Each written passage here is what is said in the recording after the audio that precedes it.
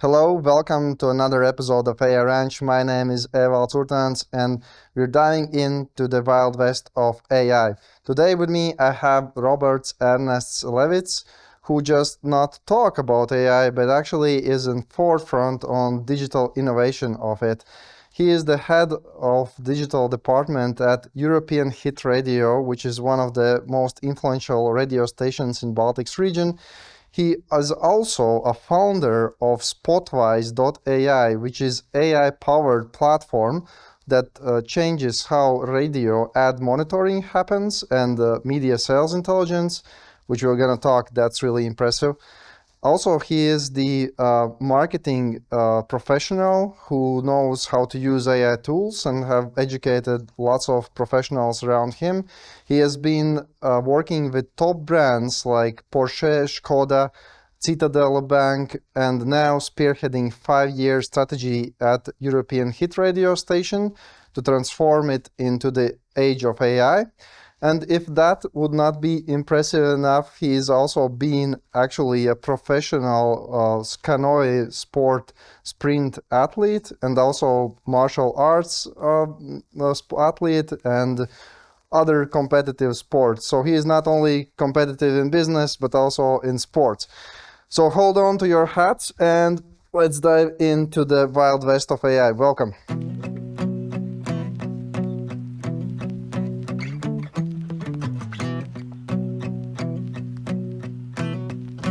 You have this unique overlap of business, the marketing, the AI, and radio. Is FM radio dead? What comes next? That's a blunt way of putting it, and fortunately not yet, I would say. Unfortunately. Fortunately not yet, not unfortunately. So fortunately not yet, but we might be heading there if some significant changes are not made. But that only does not pertain to FM radio as such, but all traditional media in general. And actually, this might be ironic, knowing that I am the head of digital and at the forefront of innovation, but I have actually printed out a piece of paper. And this piece of paper basically gives you all the insights and everything that you need to know about where the traditional media market is heading, unless some significant changes aren't being made. I'm not sure if you can show this on the screen for your audience as well, but we can see it in person and I can try to explain it. So as you can see, the golden age. So this is basically the total marketing spend for the Latvian market. This is public data, but it's not that easily accessible. And a lot of the times when you search for the marketing spend, what you get is only the local medias that have internet as a separate category, but that can be misleading. Why? Because it doesn't include giants like Meta and Google. And if we take a look at the graph, what we see is basically that the golden age for local medias was 2008, before the financial market crash, right? And at that, it stood at 127 million, where traditional media pretty much made up all of the amount, like close to 100%, right? But what happened after the crash is like just 2 years later, the total marketing spend for the Latvian market was about 57%. So it basically halved in 2 years due to the crisis and some other various factors,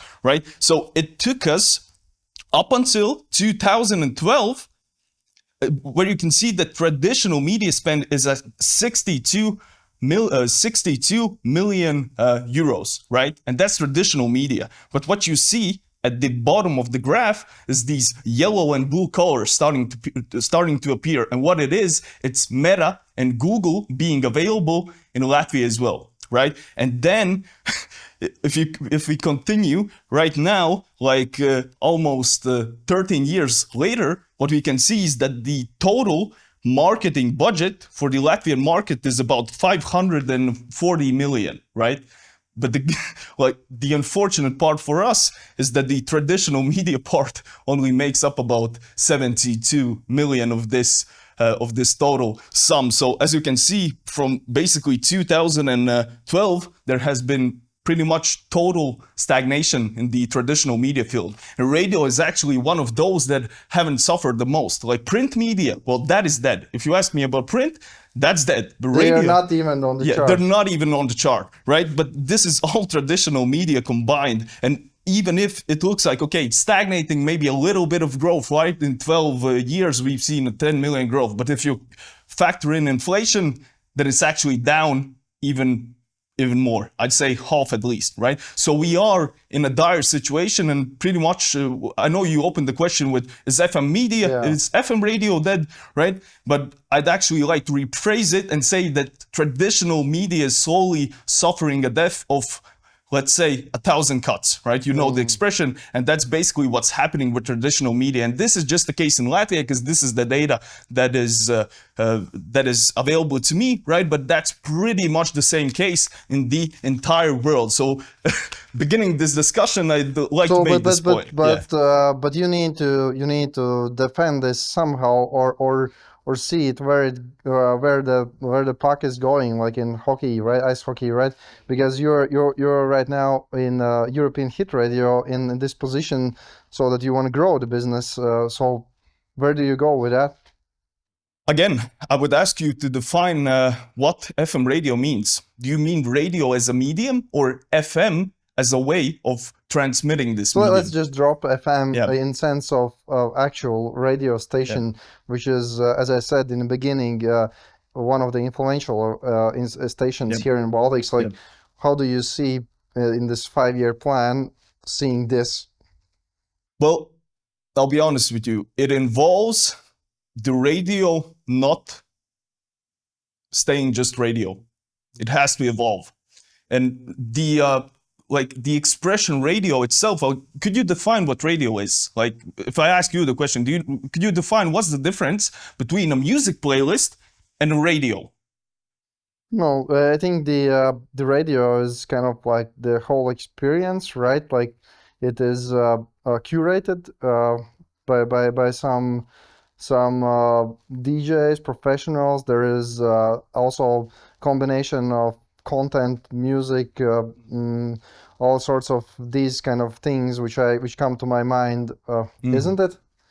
Well, that might be one definition, but I would like to dig a bit further and ask you, for example, EHR, I don't know if you knew this, but all of our stations are completely automated. Like, since the inception in the 2000s, we do not have live air, we do not have live DJ discussions. It's all pre-recorded, it's all robotic, and the only content that we have is pretty much music, commercials, and pre-recorded live streams, quote unquote, which are not actually live, right? So does this disqualify us from being a radio station? Because you know that Spotify, for example, also offers this radio function where you press on a playlist and it, using their smart algorithms, it serves you specific songs, right? Yeah. So is that the radio? No, but exactly, like how can you then move to these platforms? Like, is there any way? Like, because my assumption was that these other alternatives, what you just mentioned, Spotify, Apple Music, YouTube, they basically take over the role of this, or is there opportunity still? When there's a will, there's a way. When God closes a door, he opens a window, right? You heard of the expression, and that is the case here as well. Of course, if you look at radio in the traditional sense, in the terms of, hey, I'm just listening to music, it has this, then of course Spotify and YouTube and other platforms like Tidal, whatever, have taken their toll on the industry in general. But like Latvia, the case is actually quite specific, and we do see these trends worldwide, that what happens is, hey, if you are already listening to radio, you mostly do it first in your car. Like 90%, depends on the station, like 90% of listening is done in the car. And it's usually why? Because that's just the most accessible way for you to listen to radio. Because right now, at least in Latvia, the average age of car is like 8 years old, right? So we're not talking about car plays. Okay, I might be living in the past, but 8 years, that's actually... what year is it? It's 2005, so that's 2017, 2018-ish. Okay, CarPlay. You're already starting to come in that era, actually. Yeah. Yeah, so CarPlay is available there, but still in Latvia, most people, what they just use is just they turn on FM radio because that's an easy button to play, right? And all of that is changing in the future cars. Yeah, it There's no is. FM button, right? That's why radios have to evolve, and we can get to that point if we want a bit later in the discussion.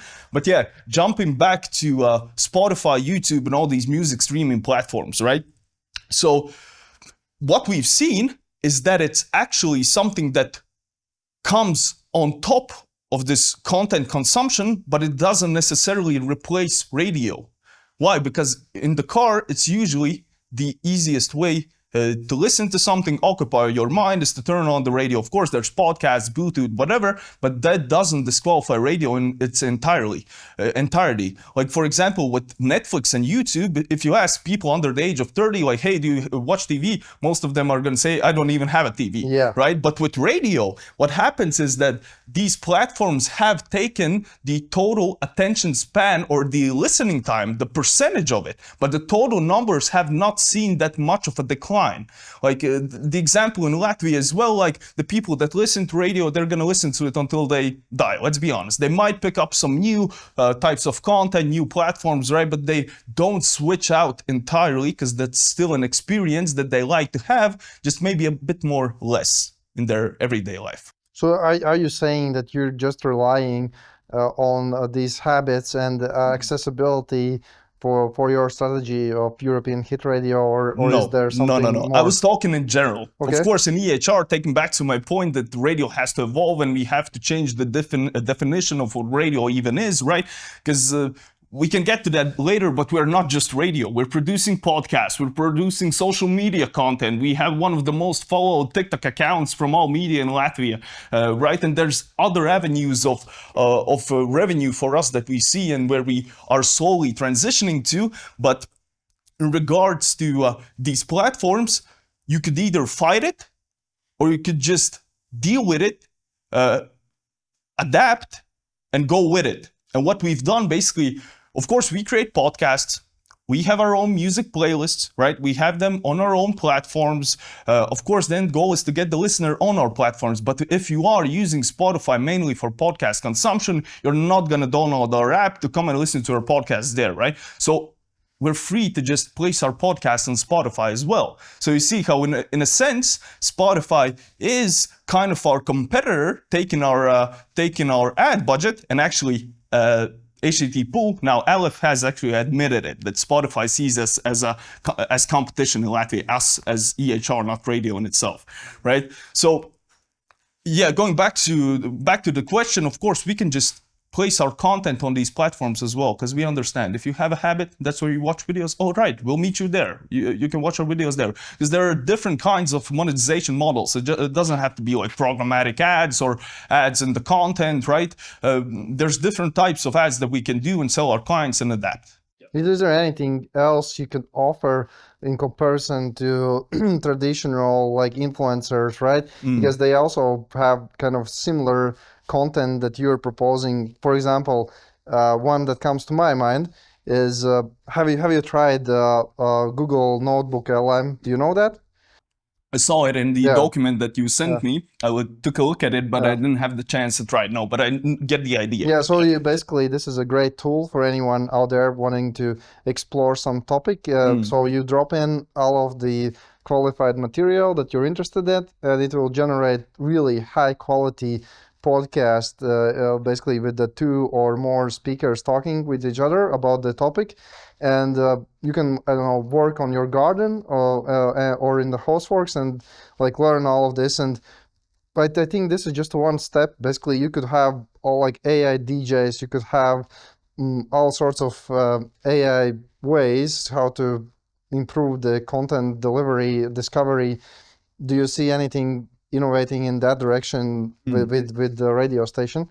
Well, of course, and that's coming in the future. Unfortunately, in Latvia, as you know, Latvian is not that good yet. But Yeah, let's just be we honest. are Yeah. like not only Yeah. Latvia, Baltics, in Yeah. Europe as All the whole. small languages, yeah, Yeah, all right, but that's gonna improve with time. We do not have to live in a delusion. We know that it's gonna improve and it's gonna be here someday. In English, right now, I'll be honest with you, there's a lot of positions in radio and media in general that can be completely automated and replaced. But that's something that a lot of people don't want to admit, because how it usually works, at least from my experience, is that you have one part which thinks that AI can already do everything. It can completely automate every process, right? And that's wrong. We know that's wrong. And that's usually the C-suite of the companies. If they are oriented towards growth, that's what they usually think. And then they're let's say they're not pleased that that's not already happening in their company. And then you have the other end, which is the, let's say, lower end jobs, right? Which are the copywriters, content creators, designers, whatever. They don't want to admit that this is something that could replace them. Of course, you have some edge cases, right? But most of them, they're not going to admit it, because they do understand that they're sort of... they need to change what they do. They need to learn new things. They need to use it. Of course, it's been the old mantra and everyone's already said it, but you have to adapt. You have to learn. And if you do that, I do believe that you have a place, even if as a copywriter or whatever, right? But taking it back, it's actually... Funnily enough, you do remember when the AI discussion first entered the public zeitgeist, let's say. For me, it was 2015, before the American presidential elections. You had Trump, you had Bernie Sanders, and there was one more candidate which didn't get that much attention besides memes, which was Andrew Yang. But actually, the things that he proposed and he talked about were revolutionary, like universal basic income, right? Which is a discussion that is slowly coming back. But even back then, he talked about replacing these jobs. And what's funny, it was, you would remember this as well, that they had media pushing like, truck drivers, you better learn to code or you're gonna get replaced, right? And all the managerial C-suite positions are the only ones, white-collar jobs, that are gonna be left. Well, it turns out it's the opposite, that human creativity is not that unique to us in the end, right? And what happens is that, funnily enough, these knowledge-based tasks are the ones that are getting replaced. But there is not only regards of that it naturally AI lives in the data, but also that it is expensive, and the most expensive jobs are actually the most creative, expensive, are the most interesting to automate. And now we get to the good part. Media is basically just knowledge-based and creative work. There's no like manual tasks required that can be automated unless for setting up the station initially with the towers and everything that has to be upkeep, right? Everything else is knowledge-based work. So in theory, it can be replaced, I'd say, almost in its entirety. So, but of course, what is left then? Because so what you're talking about, I fully agree. As you know, we have been deep in AI for a decade. So the basically, I see the influencers, right? Like Joe Rogan, whatever, Lex Friedman, other guys making this content, the podcasts. So, and this is based on their personalities, basically on the persona itself. But if you can automate all of that process, so what is left for European Hit Radio? Basically, if we get to the future where everything can be automated, like in the example that you gave, that even Joe Rogan can be copied with all his traits, everything, creativity, with let's say video and sound as well. At that point, no, to be on the positive note, wouldn't it be possible for you to craft, like, let's say, as in the radio often is, that there is these personalities, right? A group of personalities, not just one influencer, right? They use all of these AI tools to possibly even do very little actual manual work, and a lot of things are automated, and this is then just like basically some kind of media group where you push this content in that way, or is it something else that you envision for radio station? That could be a plausible scenario, but in that case, why not go all the way? You mentioned these employees stay, We have these tools that make it easier for them to work. Everyone's happy. We live in a fantasy. Hey, it's good. Why not go all the way and just fire them and completely automate the processes, right? No, I'm just. But except Yeah. the personality aspect, because like of course it might happen. And are you? But do you understand correctly that you're betting your strategy on actually automating the personalities themselves? They're going to create synthetic hosts, synthetic everything synthetic, or you're still thinking about humans in the loop? Well, I'm open to both scenarios. Let's see what the future holds and what is possible. Right now, it's not. Right now, the tools just are complementary to people who are willing and open to use them and know how to use them, right? In the future, it might be possible to completely replace them. But in that case, it would mean our society would change in ways that none of us can really predict, right? So let's see what the future holds. Let's take it step by step. Of course, at the start, as everyone wants, we would just solve and make you not do the manual and boring tasks. You can just do the creative You will be assigned to more interesting job. All right, you you have been assigned so more interesting job. But that's a discussion where we could we would dive into philosophy if we would discuss that in detail, and it would take a lot of hours. But yeah. Okay, but then if you would need to sum it up, like to finish this segment, like what is actually this 5-year strategy, or is it like in the fog?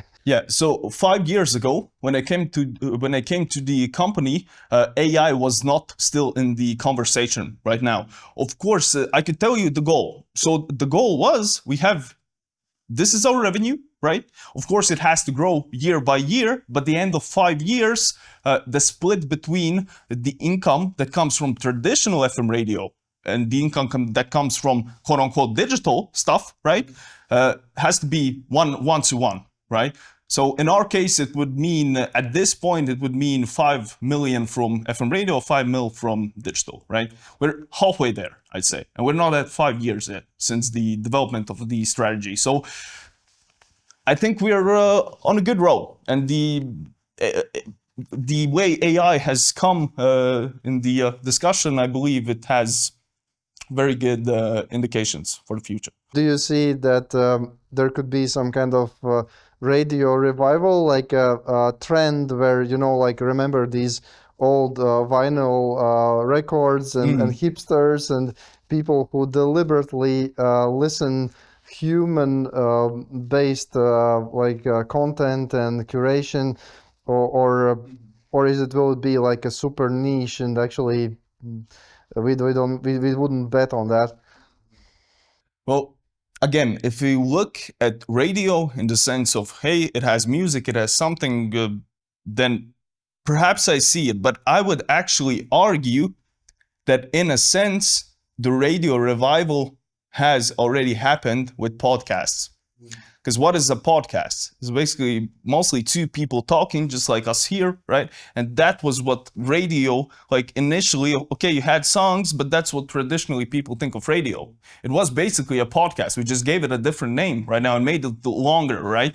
But I do believe that radio already had this revolution. Of course, in the end, in the future, if you look at music consumption and we count that as radio, I do believe there is a place for it, because music has always existed with people throughout the years, throughout the millennia, throughout the times, right? So music is not going to go anywhere. In what form, where, which platform or medium you use it, right now it was FM radio, now it's the internet. In the future, it might be Elon Musk's brain chips through Starlink or whatever, right? We don't know, but I believe that music has a place, and it's definitely not going to go anywhere, because in the end, what all media is fighting for now with the advent of the internet, it's basically just attention. It doesn't matter if it's music, if it's video content, it's just an attention economy, and you're fighting with everyone. Once you're on the internet, you are fighting with everyone. It's not just other competitor FM radios, right? And that has been my position from day one.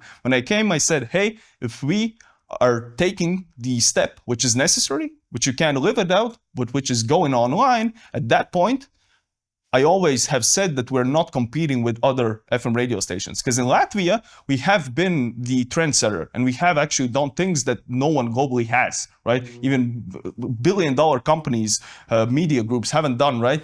So, but yeah, that has been my position from day one. If you go online, you compete with everyone. That includes influencers, giant companies, whatever. And we are fighting Platforms on themselves. Yeah, exactly. And we're fighting on all those fronts. And about the influencer point, you asked the question somewhere early in the conversation. We actually have influencers as full-time employees working with us using our TikTok accounts to create content for our clients that we later sell, right? So that's another, like you would say, going a step away from this traditional radio, right? But that is a big and quite a substantial amount of revenue that comes from this. So that's one of the ways. Like interesting way to formulate it. Maybe the future radio, quote unquote, will be something along those lines. So really cool. So let's talk about your company, Spotwise.ai. As I read in the description, it is basically some kind of ad intelligence for radio market. Can you explain a little bit what it is? Yeah. So basically, what every company wants, that's B2B, B2C focused, of course, in the end, if you go down to it, it's sales, right? For B2B company, in this case, radio, they would have to find mostly new clients. Going to existing ones, of course, you could get some extra budget, but the real money is in finding new leads, attracting new clients, and selling campaigns to them. And basically, bar none, one of the best ways to find new clients for radio stations is to monitor your competitors. Why? Because I've actually worked in radio sales, was quite successful at it, but if you have experience, you know that like 90% of the job is actually convincing the company that radio actually works.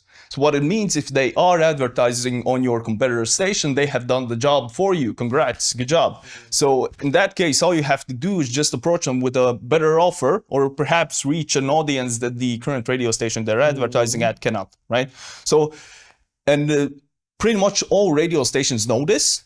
So that's how they monitor their competitors. But the way it's done, it's completely outdated, and with the how it is done. Yeah, how it is done. So basically, there's two primary scenarios, right? There are some edge cases which we can discuss, but like 99%, it's either manual listening, where a person just sits down. Is there somebody listening all day radio? Yep, basically. All right, so usually it's not a full-time job, right? It's a person working a different job, but they do it in their, let's say, free time, or while they're writing something, right? But of course, they can't listen to multiple stations at once. They can't. And what do they do? Do they write it down? Write down? Like... Yeah, the way it works is, they listen to a station. So the way it works is, at least in Latvia, but it's pretty much the same globally, is that the ad breaks are in the same times, like each hour, right? And then you're limited by the amount of ad time that you can run, whatever. So basically, they tune in at that time, listen to a station, and try to write down every brand. Of course, they can't write down the full like transcriptions, what the ad actually contained. They can write down the ad and perhaps like a summary, right, of what the ad had. Then what happens is they usually compile all the information. Of course, they can monitor all the stations at once, can do 24/7, whatever, right? Then they compile that information. Then usually at the end of the week, they go to like a sales meeting where everyone sits down. Imagine the amount of time lost in that, right? Everyone sits down, they go through their CRM. Hey, I found this client. Is he advertising? No, he's not. Who's going to take this client? Who's going to find the contacts? Then you have the salesperson finding the contact, writing the email, whatever. So that's one way, right? Inefficient. Just not knowing what we offer, it sounds inefficient, right? And the other way is these media aggregates. Like in Latvia, it's Kantar, right? In the States and otherwhere in Europe, it's Nielsen Audio, but they basically do the same thing. In Latvia, it's actually even more not keeping up with time, because it's self-reported. They don't do any monitoring themselves of the ads. It's just radio stations have agreed giving their metadata at the end of the month. Why would they do that? because that way they can get data on the entire market, and that's what agencies use as well, right? And it gives an overview, like, hey, I'm going to tell you my weaknesses, I'm going to know yours in exchange, right? So that's how it works. But of course it's self-reported. I'm not going to name names, but if you know something self-reported, it can be manipulated, right? So if we're talking about profit, of course there's some foul play as it comes. But the problem with that is that this data is only available like month and a half later, at least in the Latvian case, right? And what you get is you get the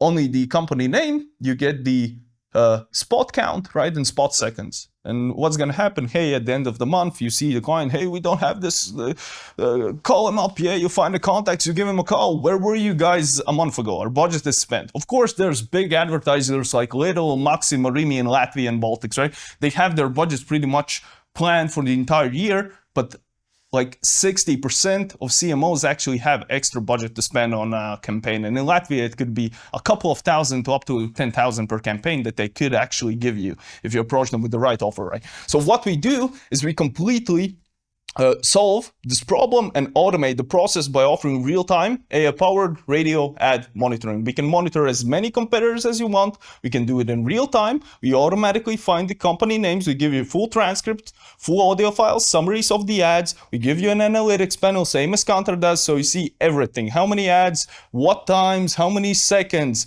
But the good part is usually, so our primary clients are radio stations themselves. So what we do is there's one way. We monitor their own station and their competitors, then we just cross-compare them.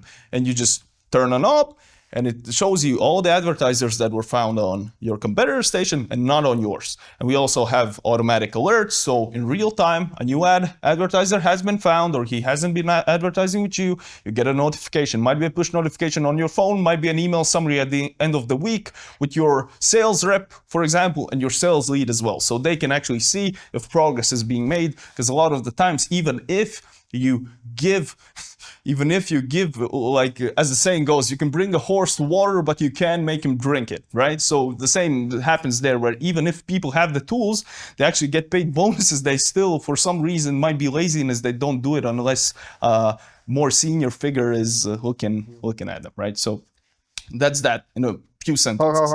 Yeah, few sentences. Yeah. but how has been how it working in real life? How long have you been deploying the product? What are the feedback so far? What are the clients? Yeah. So basically, from idea to this point now, where we have 5 or 6 clients, I'm not sure, but we have clients in Latvia ourselves, EHR is one of them. We have clients in Estonia, Postumus Group, right, with exclusivity. We have Austria, we have Poland, and we have Germany as well. And so it has been only 6 months from the idea to this point where we have these clients internationally, and up until now, which is also a bad sign, I'll be honest with you, it's also a bad sign, we have only heard positive feedback. Why? Because we found a niche, we found a demand which is not being served. And as you know, the principles of business, if there's demand, there has to be supply to meet it, right? And we found a niche where this demand is not being met, because all the current solutions on the market are just subpar and they cost a lot. So it might be related to what you bring here, that the radio is actually not kind of the main channel anymore. Do you already see some next steps where you go with this? Yeah, so continuing upon that, the feedback we have seen is that people want more. They see the basic functionality and it suits their needs, it fixes their problems, but there's always questions. Hey, can you do this? Can you monitor TV? Can you monitor TikTok? Can you monitor Spotify? Can you do the same with out-of-home banners and stuff? And the good thing is, we can. And that's in the roadmap. And we're not talking about years. Give some examples. You made a good example of the use case in radio stations. It's TV the same, but then what about like the TikTok, for example? How in there the monitoring can help?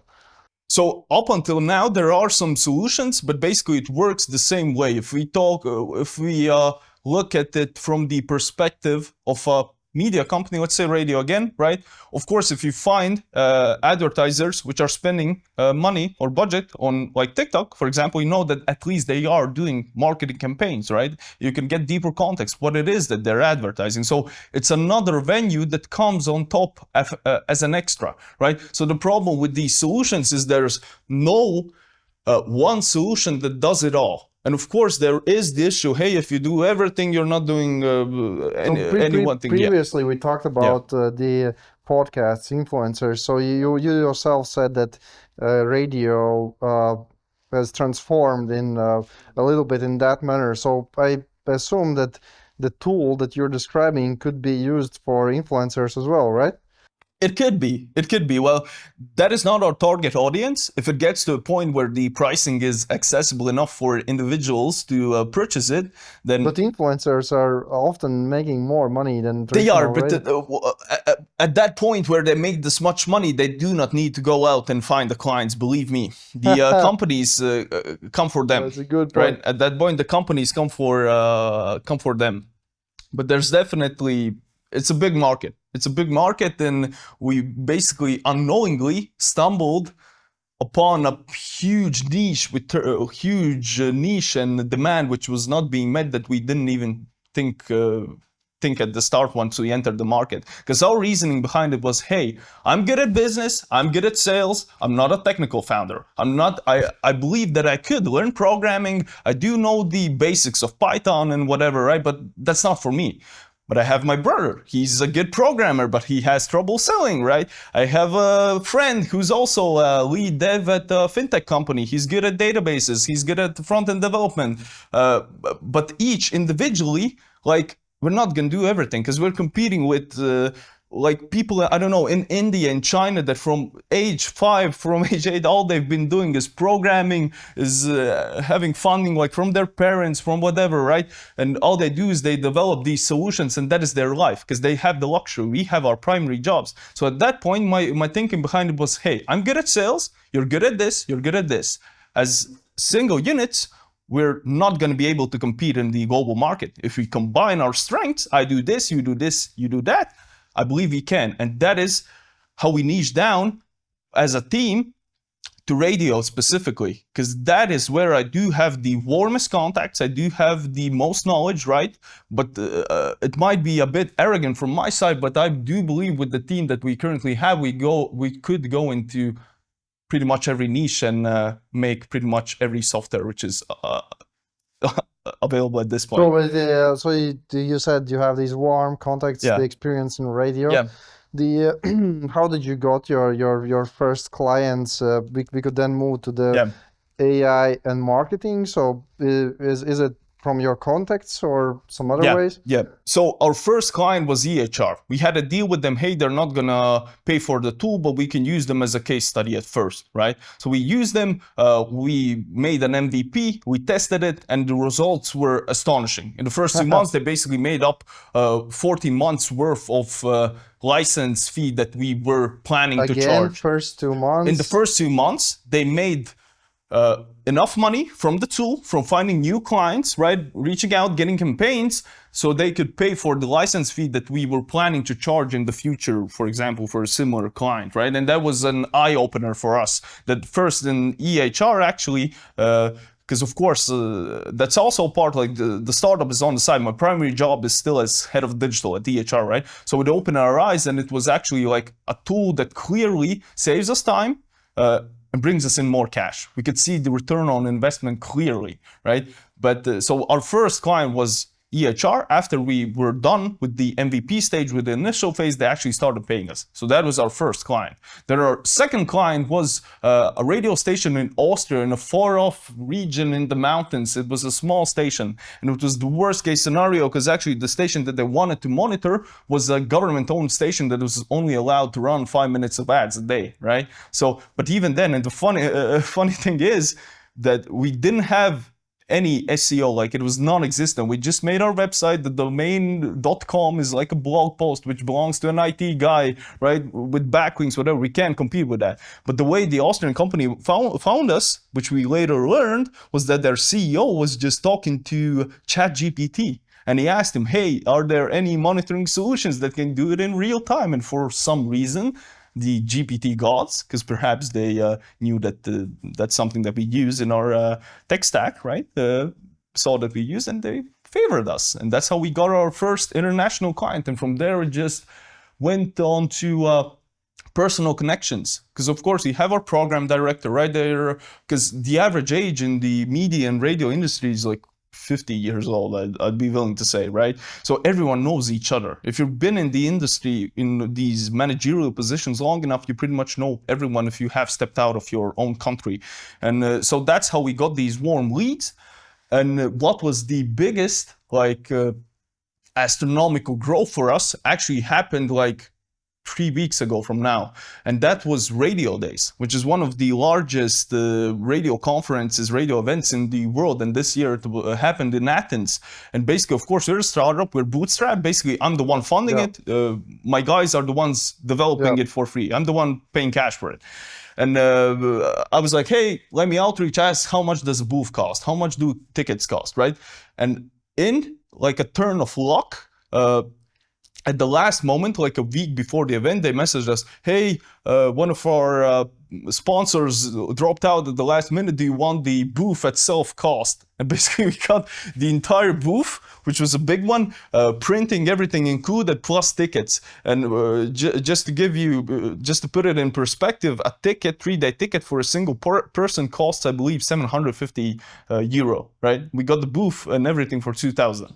Wow. And then we went there using some marketing tricks, like guerrilla marketing tactics, which I'm not going to go into. We just exploded. We had more than 50 clients signing up for free trials. We had 2 venture capital investment firms offering to invest. We had people offering to become strategic partners in Latin America, Africa, United States.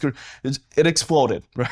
And we're at a point right now that we can't actually onboard all of them. So we're looking at hyperscaling it. Yeah. Wow. Well, it's a great story. Like, really love that you found this this kind of unique niche where actually AI makes a difference. So you wouldn't be able to do this without AI, basically. You wouldn't, because solutions exist currently.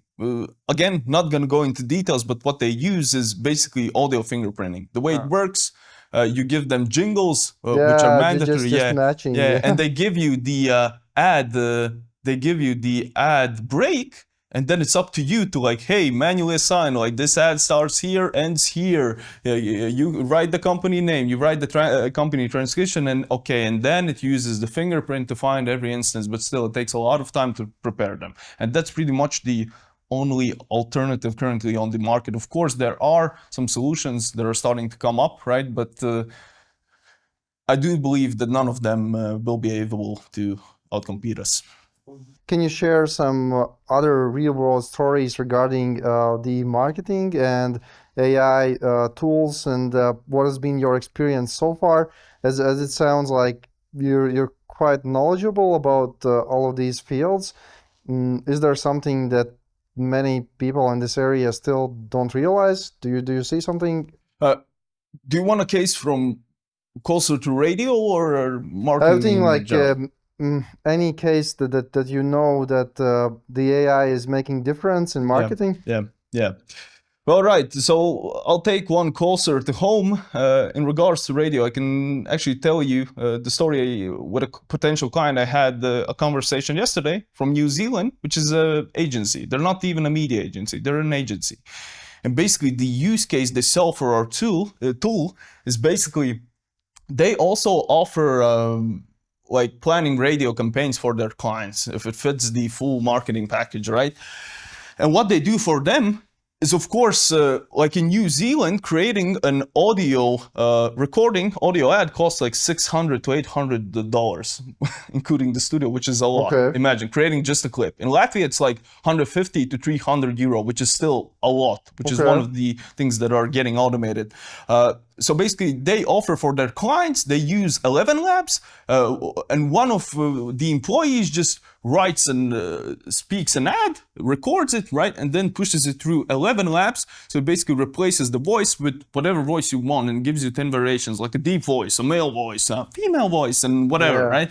And just doing that, they save the client about 20 to 30,000 a year, just creating the ads by themselves. And the reason they do it, because of course you could just like, if we're talking about English, American English, UK English, you can actually generate these ads from scratch, from zero. But in their case, in New Zealand, they do primarily speak English, but they have a language called Maui or whatever. It's spoken like 2,000 people, but it's a historical language. So every city, every town is named in that language, so the AI models just can't pronounce them. So that's why they themselves record these ads, and using AI, they're able to record them on their MacBooks, and they sound like studio quality, and they can offer whatever, female, male, the ones I mentioned. So that's one. And they have a library with backlogs of pretty much every scenario, every ad that you could make. Of course, it can be actually adjusted in real time using AI. So certain phrases are replaced on the go, and these new clips are generated in basically minutes or seconds, right?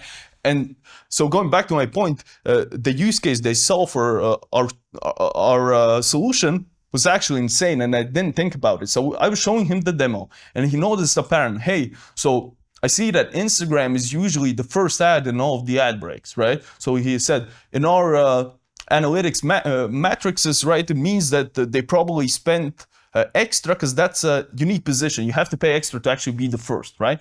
In that case, if they have the real-time data, what they can do is they can monitor certain competitors of their clients. Like he did actually mention, I hope I can mention this, I hope he doesn't watch this podcast, or perhaps if he does, he doesn't have an issue with it. Basically, one of their clients is the largest mechanic chain in New Zealand with about 170 locations. They have about 3 competitors in the entire region, right? And the way they see the use case for it is, hey, we give them real-time alerts. Once one of their competitors appears, you get the alerts with the transcriptions, the audio, and then, for example, if it's, hey, the first position, and it's like, we're offering brake checks for $69 off right now, right? They're not going to offer cheaper ones, because that's a losing game, right? But they can call up the media company using AI, create an audio clip which says, hey, your family's safety can't be measured in whatever. Yeah. That's not a thing you should cheap out on. If you want the best quality, come to us, right? And they can plan it so the ad runs right after that ad in the ad book, right? So that's one use case. And actually, he did mention a different one that, yeah, I'm not actually going to mention it. You're just telling these great stories about the monitoring capabilities, which were not possible before AI. What about the creativity part? Like, as you briefly mentioned, for English language, you can generate content easily, starting from the content itself till the delivery, jingles, everything. So what about other forms of content, like the visuals, for other platforms? How much automated are we right now? Or do you see, like, can we fully automate the advertisement process? Yeah, so I haven't used these solutions personally, but from what I've heard and seen is that yes, in terms of the English language and many big ones like French, German, whatever, Spanish, this can be done, and it already is completely being automated. If you look at Instagram ads, like just straight up carousel ads or banner ads, right, they can and are being completely automated. If you ask me about the quality, I'm not that sure, but of course there is these self-learning AIs that basically with these A/B split tests, they can do it in just on steroids, right? And it gets better with time, and it is going to get better. But of course that opens up a discussion about the future where it's AIs advertising to AIs and AIs buying from AIs, right? And I'm not sure if that's a future I want to live in, but it can be automated, and it is, to answer your question. This is challenging direction. Probably we're not gonna precisely predict where it will go, but for sure things are changing, and the effect of AI, especially on traditional media and marketing and advertisement, that is significant. But what about the human part, like human relations? So basically, you also, in your resume, I saw that you have been president of BNI, which is the kind of elite business network here in Baltics across Europe, correctly? Not just in Baltics, globally. Yeah, It it's actually was globally. founded in America by Ivan Meisner, right? It's a global organization with thousands of groups, thousands of people, yeah. And they have a chapter in Latvia as well. I was the president of BNI Armistead, which was an executive chapter. And what makes it special is that it only has companies which have revenue of at least $1 million, and it's represented by the C-suite or founders or You company must owners. be founder or C-suite. Founder to or join. C-suite, yeah. Right. Yeah. So yeah, you got a good network there, I assume. I did, and yeah, I think we don't have time, but it was actually a planned tactic to get there, to improve myself, and I basically, yeah, at the start, like take it back, like 3 or 4 years ago, it was even hard for me to pick up a phone and call my own bank to ask them to, I don't know, block my credit card and ask them questions, right? So it was, I took some planned steps to improve myself that included public speaking, calling on the phone. That's why I actually started doing sales in radio, which I mentioned, right? At first, I couldn't even call the clients. So what did I do? I said, hey, I want to work in sales. Give me the hardest contacts where you call them up and they tell you to go. Yeah, you know where, right? So, and that's how I improved myself. And actually, BNI was a good one where I had the chance, where our current, one of the shareholders in EHR was in the group. He was there for like 3 or 4 years. And he was like, hey, Roberts, I've been there for 4 years. I know everyone in Latvia. You're a perspective guy. You want to go and represent us? I was like, hey, sure. And at first I was just replacing him. And then it just happened that I got the opportunity to come in and represent EHR. But yeah, I was a part in BNI. I'm not anymore because unfortunately the Armistead group got disbanded. There's multiple reasons for that, but it was a very good experience, and I do recommend it for everyone, basically. Okay, but do you see role of AI in maintaining these kind of relationships or fostering that kind of networks? AI can definitely help. This is one of those fields where I do believe, like the emotional part, the human part, which can't entirely be explained by logic, I hope that's a part that doesn't get replaced. Like love, of course, you could go into the dystopian future with the human sex bots and whatever, right? But let's not go there. Let's hope that this part, emotions, love, networking, people connections, I hope it stays the same. And that part, no, it's not going to be able to replace. But what it is going to be able to do is help you. Just like with every other task right now, right? So for example, if you go to an event and you know that this company, this person is going to be attending, you could use, let's use the same example with ChatGPT with deep search, right?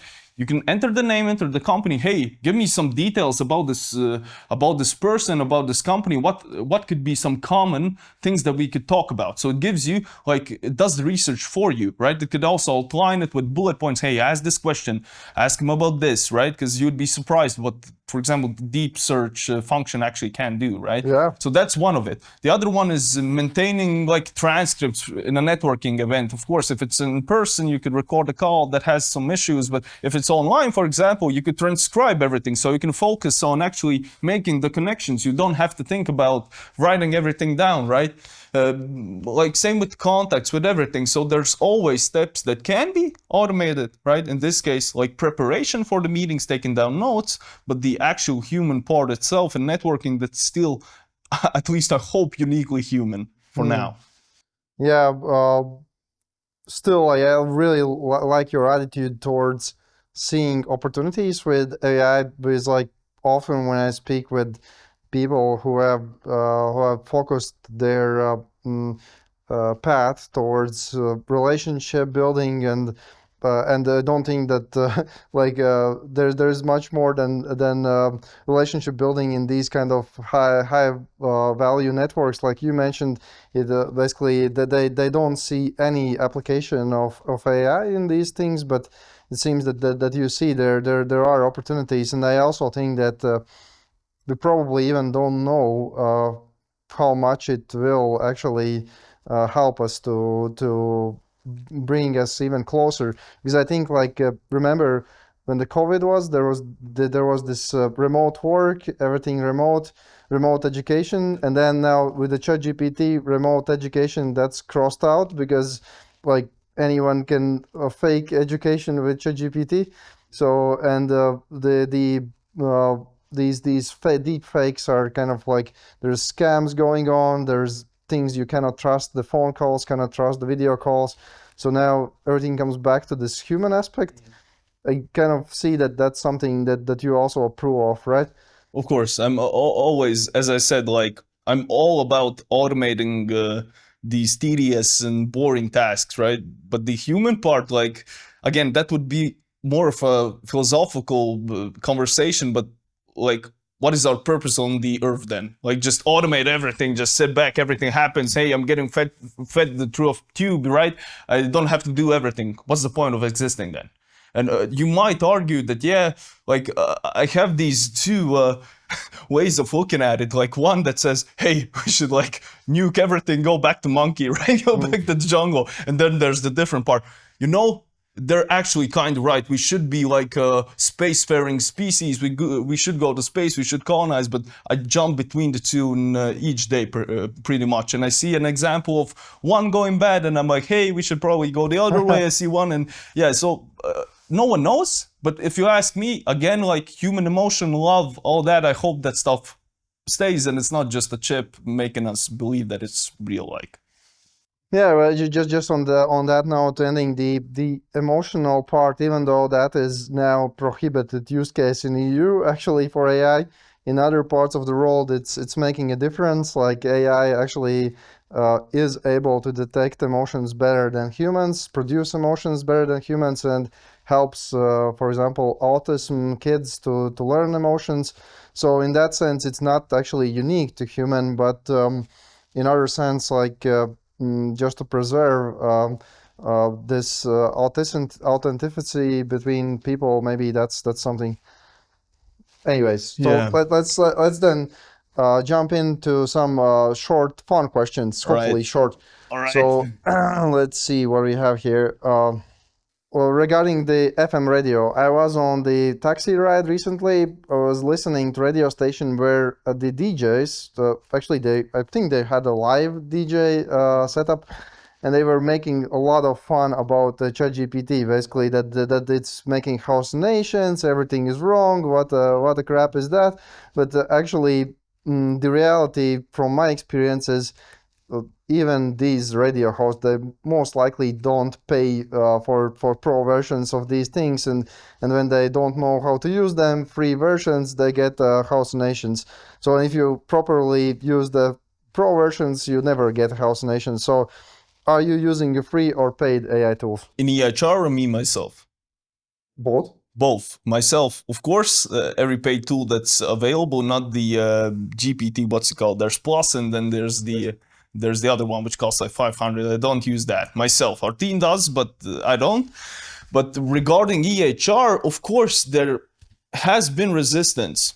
Again, going back to what I mentioned at the start, but right now my goal is to actually help the people to spend less time on these quote-unquote tedious tasks, right? So there has been resistance, but we are slowly trying to integrate it, like propose it at, hey, this is going to save you time so you can actually do what you want to do, right? Not these tedious tasks.